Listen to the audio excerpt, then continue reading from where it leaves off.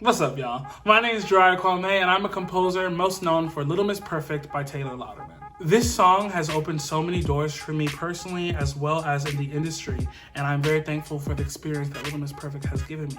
The popularity of the song has grown immensely over the last year, and it's so exciting to see so many of you guys connecting to the song and relating to the messages that it has. Also, if you're a musical theater performer and you would like to sing the song for auditions, you can find the sheet music at my website, joriahkwame.com. Recently, I've been singing the song in connection to the Owl House fandom. Spooky music here because it sounds spooky. I don't think it is, it's a Disney show. Anyway, it's been so awesome to see a new group of people who feel connected to the song in a new way, seeing the animatics that people are making. Also, comment below, am I saying that correctly? Animatic? I love that. I remember watching this one, I'll link it below. It was from Legally Blonde, and someone did an animatic of elves so much better, and it was just, I loved it when I was a child. That gives you a peek into me as a person. No, but seriously, I think it's so awesome that a new group of people have been moved by this song and can apply it to something that they love. And so I won't give away too much, but I might have some stuff coming to shout out those Owl House people as it relates to Little Miss Perfect and the Little Miss Perfect canon. That sounds so official. Insert official music and the words Little Miss Perfect canon. But before we do that, I figured maybe we should start at the very beginning. So let me reintroduce myself. My name is Joriah Kwame Fleming, and I am from Kalamazoo, Michigan. My grandfather on my mother's side was a gospel singer, and he performed nationally his music, and he recorded it, and he was a big inspiration to me growing up. He was definitely the one in my family who inspired me to continue reaching for my dreams and using my voice to bring change and inspiration to people, no matter where they're from. When I was 13, I actually wrote, produced, and recorded an album called Alive, which actually you can still find on iTunes and Spotify. From there, I actually performed my original music live. I opened up for a lot of big artists like Lyfe Jennings and the Dramatics and Keith Sweat, a lot of R&B artists and comedians and stuff who would come through my local theater. That was kind of my first professional standpoint of music, was live R&B music, which was a really good base for me because it helped me understand how to engage large groups of people, some of which might not necessarily be there to see you. My world changed completely though when I was a sophomore in high school, and my mother, who's a school teacher, asked me what I wanted to do for the Black History program. I decided that I wanted to write a musical about Martin Luther King Jr. And his family and his life and his legacy, and I wanted to produce it at one of the local theaters. And I did. I had officially caught the bug. Since then, I haven't stopped writing. I've written hundreds of songs, and I'm currently writing 6 new musicals, some of which you might hear soon. Ominous. And although my focus was definitely in writing, I never lost my passion for performing, and I actually went to college for musical theater performance. In 2018 is when my life changed, and unfortunately this wasn't the big opportunity. In 2018, I actually lost one of my best friends. They took their own life, and it was something that really had a big impact on me. I think it's important that I include this just because I know a lot of people, especially young artists, go through a lot of really tough things in their lives. And oftentimes it can be hard to see the light at the end of the tunnel. And I know that I didn't then. And that was something that I think a lot of young people face today. And a lot of times we don't know how to deal with it. Thankfully, I was surrounded by some amazing friends and family who helped me through that dark time, and I was able to put my energy and my sadness and my pain into a project that I wanted to do to spread awareness about suicide prevention.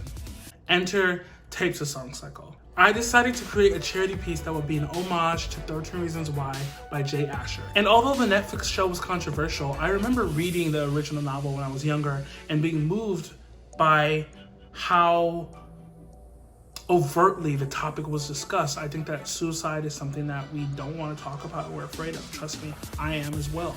But I think that it's important that we have these conversations with the youth so that they can know how to avoid the story of 13 Reasons Why.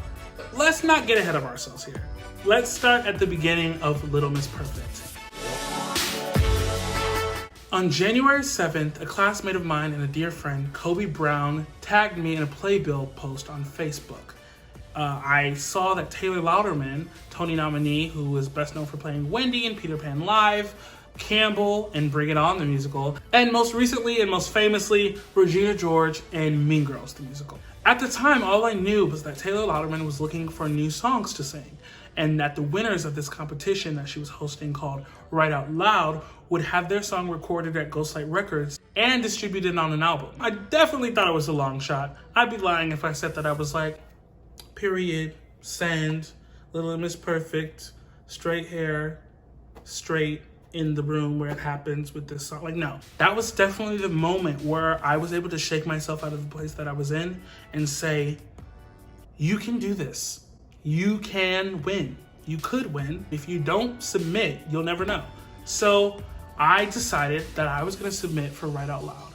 And this was the moment that turned the table. The next day, January 8th, I decided to make a folder that I was going to send to Taylor Lautner with 10 or 11 songs that I think she would sound great on that I had already written from my archive or from other shows I had been working on. At the time, Little Miss Perfect wasn't even in this folder. I had just pulled other songs from my archive and submitted those. This is only important for something later.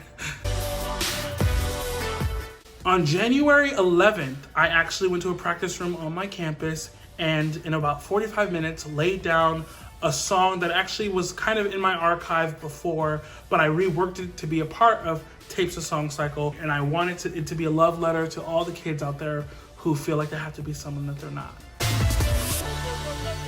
On January 13th, I remember I was in my room on my laptop listening to a voice memo that I had recorded, just a loose demo of the song with my dear friend and collaborator, Rachel Sell, of Little Miss Perfect. And as I was listening to it, I was like, you know what?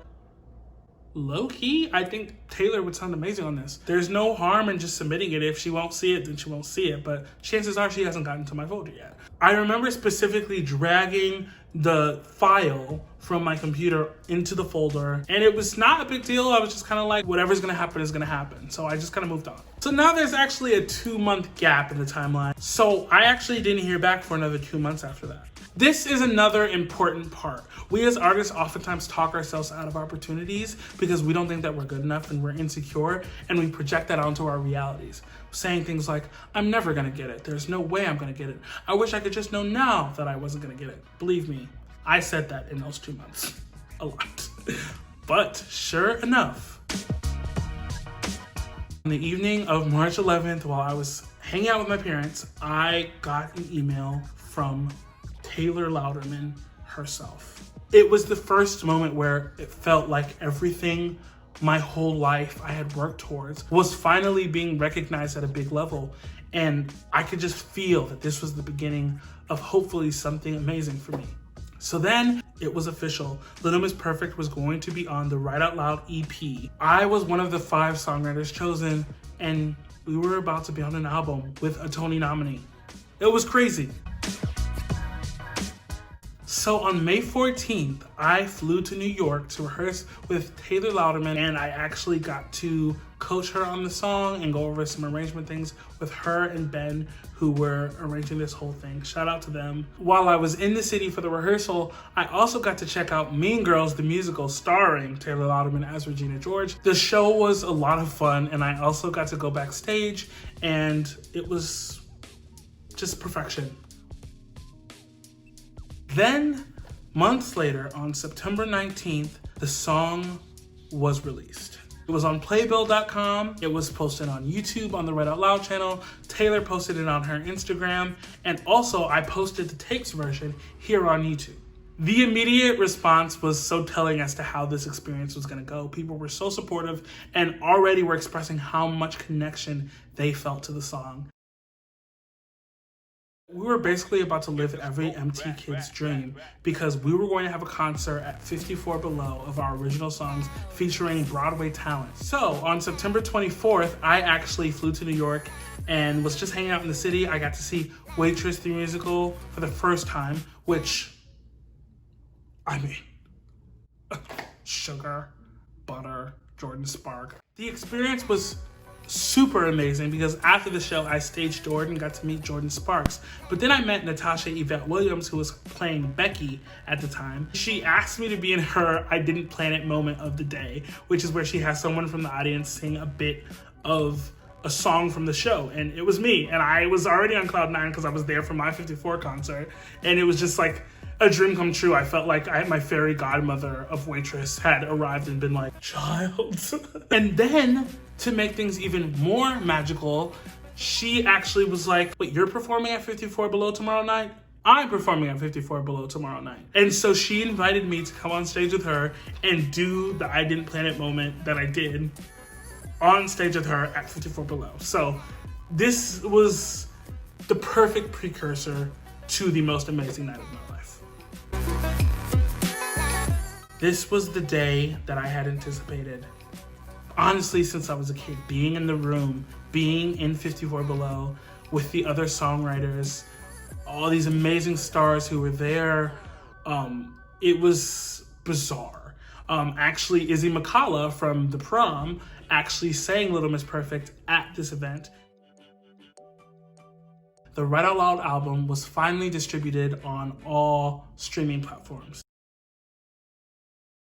Partly because of the success of Little Miss Perfect, Tapes of Song Cycle now has over 35,000 plays on SoundCloud, and we've been able to reach so many young people and inspire them and educate them about these issues that they might be facing, or they might know someone else who's facing. And so for the full circle moment of them being able to take my experiences, my sad experiences, and turn them into prevention and inspiration is just too amazing for words. That is the biggest thing that I got out of this experience. I've had an overwhelming amount of young women reach out to me and say that hearing Little Miss Perfect is the reason that they felt bold enough to come out to their family and their friends.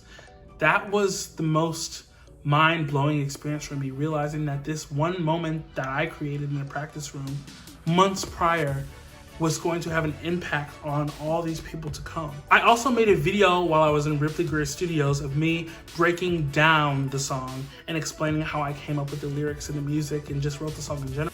And you guys' support has just been so overwhelming. I read these messages and I just glow inside.